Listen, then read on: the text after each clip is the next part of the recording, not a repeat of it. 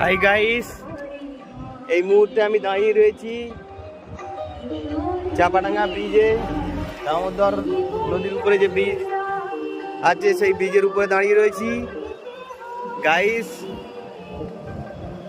Tarakeswar BDO সাহেবের নির্দেশে হাঁটতে বেরিয়েছে যে 3 লক্ষ কিউসেক জল ছাড়া হয়েছে দামোদর নদীতে। আপনারা যারা নিচু জায়গায় রয়েছেন তারা উঁচু জায়গায় চলে আসুন। যাদের দোকানপত্রে মাল ডুবে যাওয়ার সম্ভাবনা রয়েছে, নিচু জায়গার মধ্যে রয়েছে, সকলে উঁচু জায়গার মধ্যে তুলে দিন। এই জল দুপুরের মধ্যে আসতে চলেছে, মাইকিং করা হচ্ছে বিডিও সাহেবের নির্দেশে। আপনারা সকলে সতর্ক থাকুন, অবশ্যই সতর্ক থাকবেন। সকলে উঁচু জায়গায় উঠে যাবেন, ভালো থাকবেন, সুস্থ থাকবেন।